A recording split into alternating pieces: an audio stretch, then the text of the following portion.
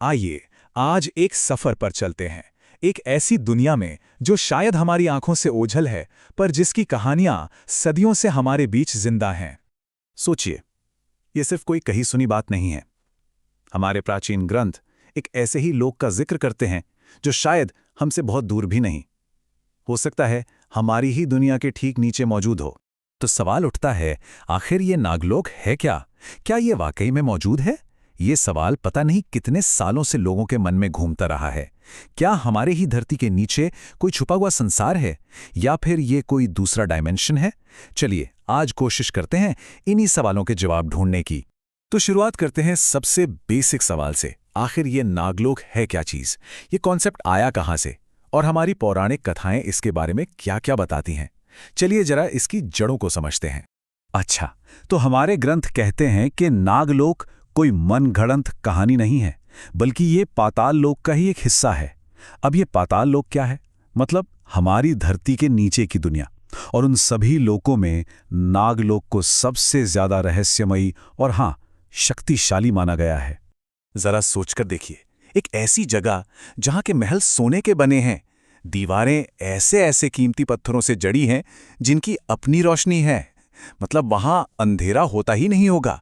ये किसी घर का नहीं, बल्कि एक पूरे के पूरे शानदार और चमत्कारी साम्राज्य का जिक्र है।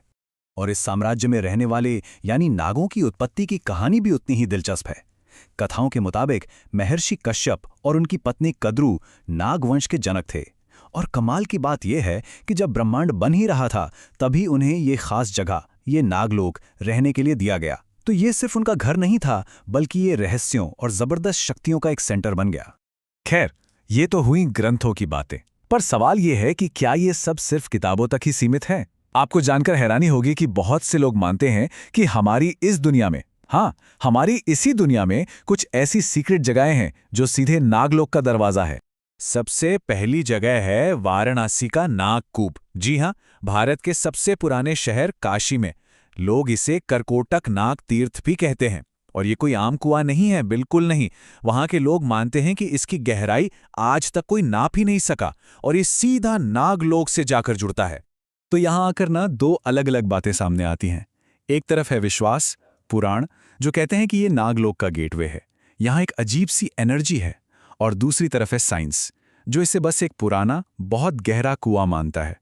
अब सच क्या है, ये कहना मुश्किल है, पर वाराणसी की जो वाइब है, उसे देखकर सिर्फ कुआं कहना भी शायद पूरी बात नहीं होगी। अच्छा, वाराणसी से निकलते हैं और अब चलते हैं सेंट्रल इंडिया के घने जंगलों की तरफ, सतपुड़ा के जंगल। यहाँ भी कुछ ऐसी रहस्यमयी गुफाएं हैं जो इस पूरी कहानी को और भी ज्यादा उलझा देती हैं। वहाँ के जो आदिवासी हैं, उनकी कहानियां सुनेंगे तो रोंगटे खड़े हो जाएंगे। वो कहते हैं कि इन गुफाओं के अंदर ऐसी सुरंगें हैं जो न जाने कहाँ धरती के नीचे किसी अनजान दुनिया में ले जाती हैं। कहते हैं जो अंदर गया वो लौटा नहीं, और कुछ गिने चुने लोग जो हिम्मत करके थोड़ा अंदर जाकर लौटे, वो भी अजीब अजीब बातें करते हैं। किसी ने अजीब परछाइयां देखीं, किसी को अजीब आवाजें सुनाई दीं। अब सवाल यह है कि यह सब सिर्फ वहम है या वाकई ये किसी और दुनिया का दरवाजा है। तो ठीक है, हमने जगह की बात कर ली, दरवाजों की बात कर ली, लेकिन कोई भी साम्राज्य अपने राजाओं के बिना तो अधूरा है। तो चलिए अब मिलते हैं नागलोक के उन पावरफुल शासकों से जिनका नाम ही काफी था। और इस लिस्ट में सबसे पहला नाम आता है नागराज वासुकी का।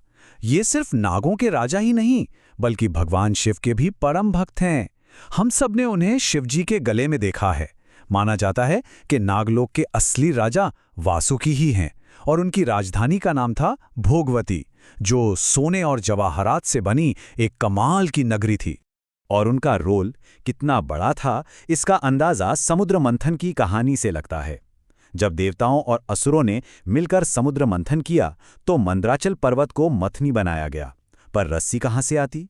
तब नागराज वासुकी आगे आए और खुद रस्सी बन गए। सोचिए, और इसी जबरदस्त खिंचाव की वजह से उनके मुंह से हलाहल विष निकला, जिसे बाद में भगवान शिव ने पीकर पूरी सृष्टि को बचाया। अब आते हैं शेषनाग पर। इनका दूसरा नाम है अनंत, मतलब जिसका कोई अंत ना हो।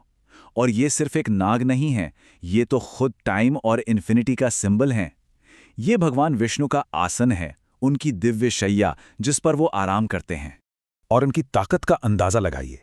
कहते हैं कि शेषनाग ने अपने 1000, जी हां, 1000 फनों पर पूरी की पूरी पृथ्वी को संभाला हुआ है। और जब भी वो जरा सी करवट बदलते हैं तो धरती पर भूकंप आ जाता है। कमाल है ना? अब हर कहानी में हीरो होते हैं तो विलन भी होते हैं, और नागलोक की कहानियों में ये रोल अक्सर तक्षक को दिया जाता है। तक्षक महाभारत के समय का सबसे खौफनाक और चालाक नाग माना जाता था। बदला लेने में इसका कोई तोड़ नहीं था। इसकी सबसे मशहूर कहानी राजा परीक्षित की है। परीक्षित को श्राप मिला कि 7 दिन के अंदर तक्षक के काटने से उनकी मौत होगी। अब राजा ने बचने के लिए एक ऐसा किला बनवाया जहां परिंदा भी पर न मार सके। पर तक्षक तो तक्षक था। वो एक छोटे से कीड़े का रूप लेकर फल में छिपकर महल के अंदर पहुंच गया और राजा को डस लिया।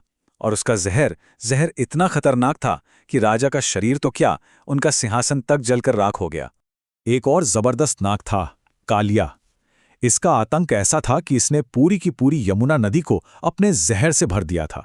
सोचिए, पवित्र यमुना का पानी जहरीला हो गया था।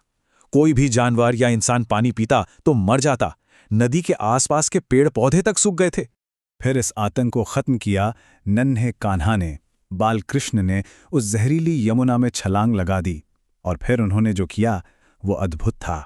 उन्होंने कालिया के हजारों फनों के ऊपर खड़े होकर नृत्य किया और उसका सारा घमंड, सारी शक्ति तोड़ दी। आखिर में कालिया ने माफी मांगी और कृष्ण ने उसे जान से तो नहीं मारा, पर हमेशा के लिए यमुना छोड़कर जाने का आदेश दिया। ये कहानी है बुराई पर अच्छाई की जीत की। तो हमने नागलोक की भव्यता के बारे में सुना, उसके गुप्त दरवाजों के बारे में जाना और उसके ताकतवर राजाओं की कहानियां भी सुनी। पर घूम फिर के सवाल वहीं आ जाता है, इन सब का मतलब क्या है? क्या नागलोक का सच सिर्फ हमारी आस्था में है, या फिर ये कोई ऐसा गहरा राज है जो अभी तक सुलझा ही नहीं है? तो हम वापस वहीं आ गए जहां से हमने ये सफर शुरू किया था। हमने इतनी सारी कहानियां जानी, जगहों के बारे में बात की, राजाओं के बारे में भी। पर इन सब के बाद भी क्या हम सच के जरा भी करीब आए हैं? क्या ये पहेली कभी सुलझेगी भी? शायद कुछ सवाल जवाबों के लिए नहीं बने होते। हो सकता है वो सिर्फ हमें सोचने पर मजबूर करने के लिए होते हैं। नागलोक की कहानी एक ऐसी ही पहेली लगती है, एक ऐसी कहानी जो विज्ञान और विश्वास के बीच की महीन रेखा पर चलती है। और शायद ये हमेशा एक राज ही बनी रहेगी, एक ऐसा राज जो हमें हमेशा हैरान करता रहेगा।